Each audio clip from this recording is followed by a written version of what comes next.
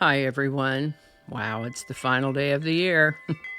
Across cultures and traditions, December 31st is celebrated in various ways, from St. Sylvester's Day to New Year's Eve festivities, all leading us to the threshold of a brand new year.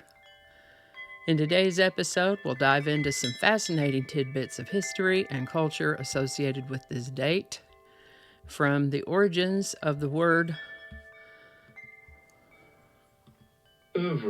Oeuvre. From the origins of the word oeuvre, a term that lends an air of French sophistication to art and hors d'oeuvres, to the whimsical history of a banquet held inside a dinosaur, and of course the glittering legacy of the Times Square ball drop. We'll wrap it all up with a timeless tune, Auld Lang Syne, a melody that bridges the gap between the past and the future. So grab your favorite cuppa,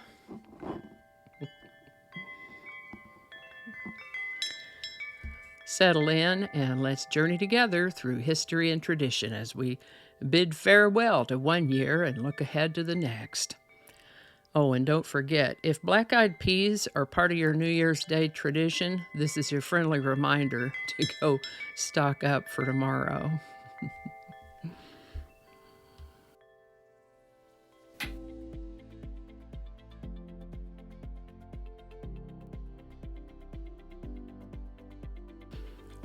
Hi there, and welcome to this day in history for December 31st. December 31st is the 365th day of the year in the Gregorian calendar, 366th in leap years with, whoops, this is it. This is the last day of the year. This day may be known as St. Sylvester's Day, New Year's Eve, or Old Year's Day or night, as the following day is New Year's Day. It is indeed the last day of the year.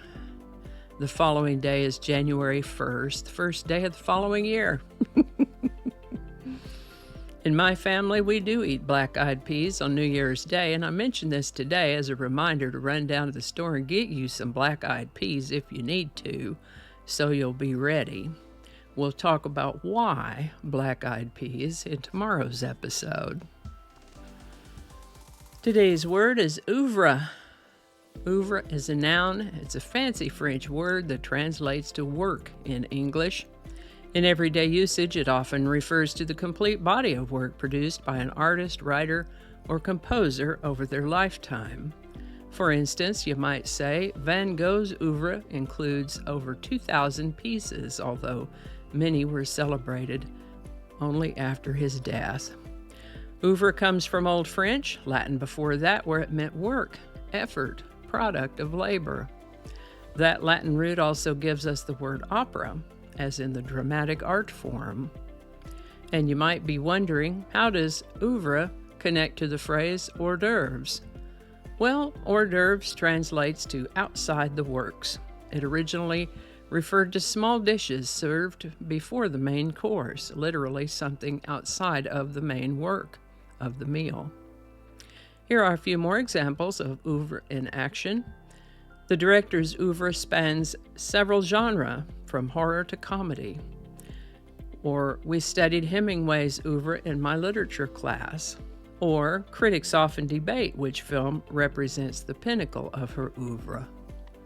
So whether you're enjoying an artist's oeuvre or savoring some hors d'oeuvres, this word brings a little French flair into the mix. Today's word oeuvre was suggested by @RobKYLD. Thanks, Rob. And if you have a word you'd like us to take a look at, drop it in the comments and we'll check it out. And with that, Iguanodon means iguana tooth. This was a large herbivorous dinosaur that roamed Europe during the early Cretaceous period, about 126 to 122 million years ago. This dinosaur could walk both on two legs and on all fours and measured up to 9 meters, about 30 feet in length, and weighed about 4.5 metric tons. One of Iguanodon's most distinctive features was its large conical thumb spikes.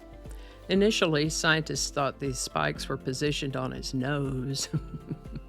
but later discoveries revealed their placement were actually on the thumbs. The exact functions of these thumb spikes is still debated. They might have been used for defense against predators or for foraging. Additionally, Iguanodon had long, dexterous fifth fingers, which probably helped them in food gathering. The discovery of Iguanodon played a significant role in the early study of dinosaurs. In 1825, English geologist Gideon Mantell named the genus after finding fossil teeth that resembled those of modern iguanas. Later, in 1878, a remarkable find in a Belgian coal mine uncovered at least 38 Iguanodon individuals, providing deeper insights into their anatomy and behavior. As one of the first scientifically described dinosaurs, Iguanodon has greatly influenced our understanding of prehistoric life and continues to be a subject of fascination in paleontological research. That is a big word. Initially thought to be large pachyderm-like animals, researcher Richard Owen and sculptor Benjamin Waterhouse Hawkins set about on a project to build nearly 24 life-size sculptures of various prehistoric animals as they thought they might appear, built out of concrete, sculpted over a steel and brick framework. 2 of these were to represent iguanodons, and on December 31st, 1853, researcher Owen hosted a New Year's Eve banquet for 21 prominent men of science inside the hollow concrete iguanodon. How about that? The Times Square ball drop is a cherished New Year's Eve tradition that began in 1907 when the New York Times owner Adolph Oakes organized the first event atop 1 Times Square.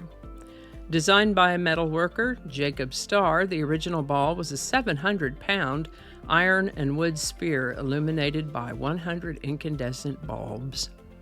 Over the years, the ball has evolved significantly. The current version, introduced in 2008, is a 12-foot geodesic sphere weighing 11,875 pounds, adorned with 2,688 Waterford crystal triangles and illuminated by over 32,000 LED lights. Each year, the ball's crystal panels are updated with new designs to reflect a specific theme.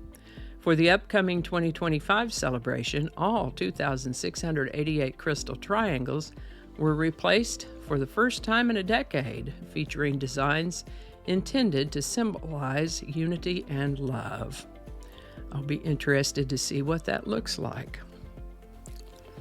And my buddy, YouTube viewer, and Facebook friend Adam Bauer messaged me to suggest Auld Lang Syne for a song of the day for New Year's Eve. I agree, that's perfect for New Year's Eve. Thanks, Adam. So today's song is Auld Lang Syne. You're likely to have heard it or maybe even sung along with it at midnight as one year passes into another. This is from an old Scottish poem by Robert Burns, written in 1788, set to the tune of an old folk song in 1799. As we know, words and language evolve and change over time, so these 235 or so years later, the phrase for Auld Lang Syne could be loosely translated to mean for the sake of old times. You're most likely to hear Auld Lang Syne at midnight as one year ends and another begins, but it may also be heard anytime one era ends at the threshold of the beginning of a new one, such as funerals, graduations, and at the end of a significant event as a farewell. Be sure to remember what has gone before as you move into what is to come. I found a lovely version of this song for you, placed a link in the description. Auld Lang Syne. As we come to the close of our hop through time on this day in history, December 31st, we're reminded of the rich tapestry of moments that have shaped this final day of the year. From linguistic treasures like Oeuvre to the creative marvel of hosting a dinner inside an iguanodon. I wonder what they had for hors d'oeuvres. History never ceases to entertain and amaze. As you welcome the new year, take a moment to reflect on the past, what it's taught us, how it shaped us, and the memories we carry forward.